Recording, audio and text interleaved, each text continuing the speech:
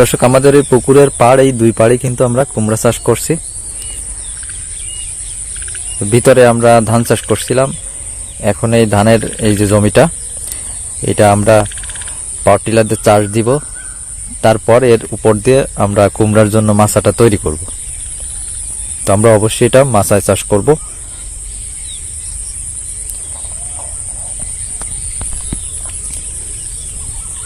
তো আমরা এই বীজটা 6 ঘন্টা পানিতে ভিজিয়ে রাখবো।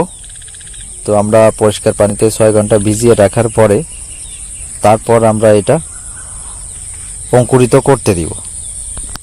তো এটা খুব বেশি টাইম কিন্তু আমরা ভিজিয়ে রাখবো না, অনলি 6 ঘন্টা ভিজিয়ে রাখবো। তারপরে আমরা এটা পানি থেকে উঠিয়ে বীজের গায়ে যে পানিটা লেগে থাকে সেটা আমরা ন্যাকড়া দিয়ে মুছে নিব।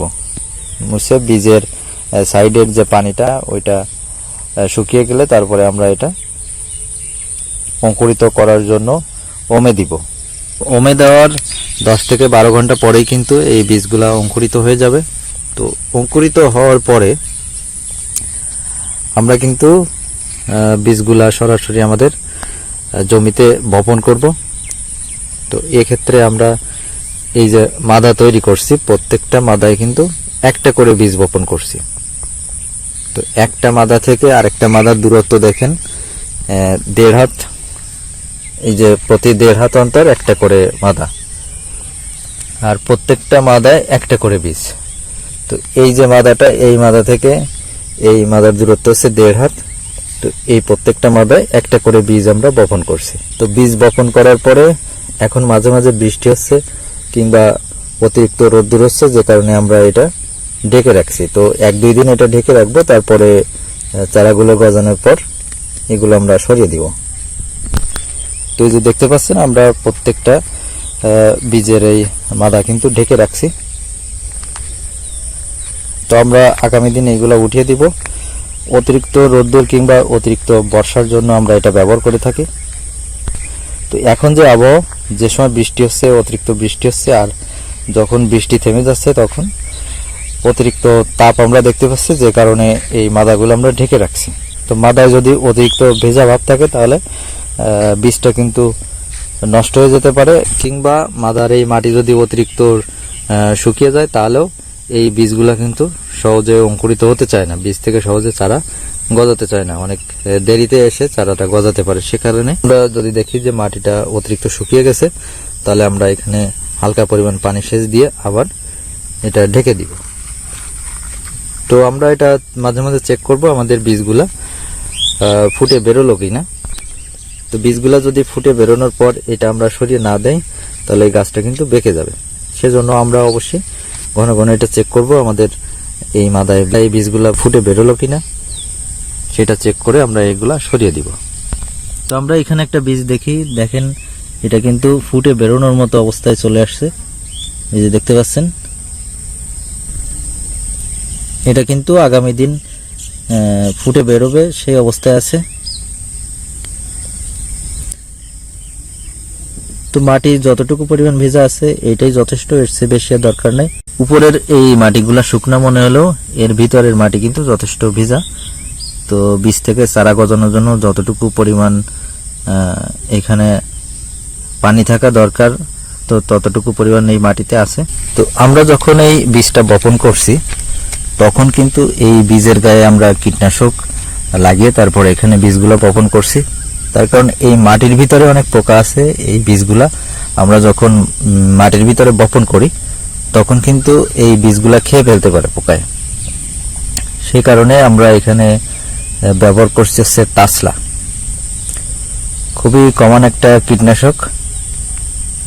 তো এই তাসলাটা আমরা বীজের গায়ে ভালোভাবে মাখিয়ে নিব, তারপরে বীজটা আমরা মাটিতে বপন করব। তো আমরা বীজটা বপন করছি, বীজ থেকে যখন একেবারে ছোট কল তৈরি হয়েছে, মুখ থেকে যখন সবেমাত্র বীজটা ফেটে ছোট কলগুলা বেরিয়ে আসছে তখনই আমরা এই বীজটা বপন করছি। এটা রোপণের জন্য খুবই ভালো। বীজের এই কলগুলা যদি অতিরিক্ত লম্বা হয়ে যায় সেক্ষেত্রে রোপণের ক্ষেত্রে ভেঙে যেতে পারে, আর এই ছোট যে কলগুলো এগুলা রোপণের জন্য খুবই পারফেক্ট। তো বীজ বপনের 2-3 দিন পরেই কিন্তু এইগুলা চারা ফুটে বেরোবে। তো চারা ফুটে বেরোনোর পরে আমাদের এইখানে কি সমস্যাগুলো দেখা দিয়েছে, আমরা যেহেতু অতিরিক্ত খরার ভিতরে এখানে চাষ করছি, সেক্ষেত্রে আমাদের এখানে পানি সেচ দিয়ে তারপরে বীজটা বপন করতে হয়েছে। তো আবহাওয়াজনিত যে সমস্যাগুলো আমাদের অবশ্যই ফেস করতে হয়েছে। এর পরবর্তীতে যখন এই চারাগুলো সবেমাত্র ফুটে বেরোলো, তখনই কিন্তু অতিরিক্ত বৃষ্টি শুরু হয়েছিল। তো অতিরিক্ত বৃষ্টির কারণে গাছের এই চারার যে মাটিগুলো সেগুলো ধুয়ে বেরিয়ে যাচ্ছিল। তো পরবর্তীতে আমরা এই চারার গোড়ায় আবার মাটি দিয়ে এই চারার গোড়াটা বেঁধে দিয়েছি। আর এর পরবর্তীতে আরও যে সমস্যাটা আমরা ফেস করছি, তো সেটা হলো পোকার আক্রমণ। এত পরিমাণ এইখানে রেড পামকিন বিটল বা বউ পোকার আক্রমণ এখানে দেখা দিচ্ছে। আশেপাশে যেহেতু কোনো ফসল নাই, এইখানে এই যে গাছগুলো দেখতে পাচ্ছেন, প্রত্যেকটা গাছে এই পোকার আক্রমণ কিন্তু দেখা যাচ্ছে। তো এই পোকায় কিন্তু পাতাটা এত পরিমাণ খেয়ে ফেলছে,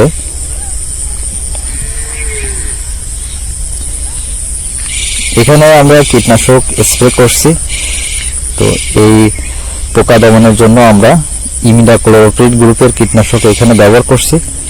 তো ইমিডাক্লোরোপ্রিড গ্রুপের কীটনাশক ব্যবহার করলে পোকায় যদি পরবর্তীতে আক্রমণও করে, তাহলে এই পোকার নার্ভগুলো কিন্তু দুর্বল হয়ে যায়, এদের শরীরের কার্যকারিতাটা আস্তে আস্তে দুর্বল হয়ে যায়। দেখেন এখানে বেশ কিছু পোকা কিন্তু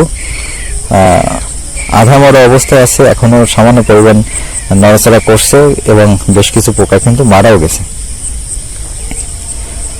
বাট এইগুলা যদি অতিরিক্ত আক্রমণ দেখা যায়, সেক্ষেত্রে কিন্তু এই পাতা খাওয়ার যে সমস্যাটা, এটা কিন্তু পুরোপুরি ঠেকানো যায় না। তার কারণ আমি এখানে কীটনাশক স্প্রে করছি, পোকা এসে এমনি পাতা খাওয়া শুরু করার পরে কিন্তু ওই পোকাগুলো আস্তে আস্তে ঢলে পড়ে যাবে। ওই পোকাগুলো এই কীটনাশকের ক্রিয়ার কারণে এগুলো কিন্তু আস্তে আস্তে ঢলে পড়বে। বাট এসে এমনি এই যে পাতাগুলো ছিদ্র করছে, এটা আসলে দমন করা যায় না। অতিরিক্ত যে সময় পোকার চাপ থাকে তখন এই সমস্যাটা দেখা যায়। তো গাছগুলা একটু বড় হয়ে গেলে কিন্তু এই পোকার আক্রমণটা আস্তে আস্তে কমে আসবে। তো এত সুন্দর ফ্রেশ গাছগুলো, প্রত্যেকটা গাছ দেখেন পোকায় কিন্তু আক্রমণ করে এই পাতাগুলো ছিদ্র করে ফেলছে। তো আমি এখানে ব্যবহার করছি আজকে বায়ারের কনফিডার। তো এটা ইমিডাক্লোরোপ্রিড আছে 70%। তো আমরা প্রতি 10 লিটার পানির জন্য এখানে ব্যবহার করছি 2 গ্রাম। তো আমরা এটা সকালবেলা ভালো করে গাছগুলো ভিজিয়ে দিয়ে গেছি। তো পাতাগুলো যখন শক্ত হয়ে যাবে তখন কিন্তু এই সমস্যাটা আস্তে আস্তে কমে আসবে। তো এই বউ পোকার আক্রমণ এই টাইমে যেহেতু ফসল নাই কোথাও, সেই কারণে আমার এই ক্ষেতে কিন্তু এই মুহূর্তে বউ পোকার আক্রমণটা আমরা বেশি দেখতে পাচ্ছি। তো ইমিডাক্লোরোপ্রিড গ্রুপের কীটনাশক স্প্রে করলে এই পোকা দমনের জন্য খুবই ভালো কাজ করে। বাট ওই সমস্যা যেটা বললাম, পোকা এসে এমনি কিন্তু পাতা একটু ক্ষত করবে, বাট অল্প একটু সময় খাওয়ার পরেই কিন্তু ওই পোকাটা এখানে মারা যাবে। তো কিছু কিছু পোকা আছে সাথে সাথে মারা যাবে, আবার কিছু কিছু দেখা যাচ্ছে এরকম আধা মরা অবস্থায় থাকবে, এভাবে কিছুক্ষণ পরে এই পোকাগুলো মারা যাবে। তো এই কুমড়া চাষ নিয়ে প্রথম ভিডিও এবছর যতটুকু যা সমস্যা ফেস করছি, কিভাবে জমিটা প্রস্তুত করছি, সবকিছু আপনাদের সামনে তুলে ধরলাম। তো ভিডিওটি যদি ভালো লাগে অবশ্যই লাইক করবেন, শেয়ার করবেন, আর যদি কোনো মতামত থাকে কমেন্ট বক্সে লিখে জানাবেন। তো ধন্যবাদ সাথে থাকার জন্য। দেখা হবে পরবর্তী কোনো ভিডিওতে। ভালো থাকবেন সবাই।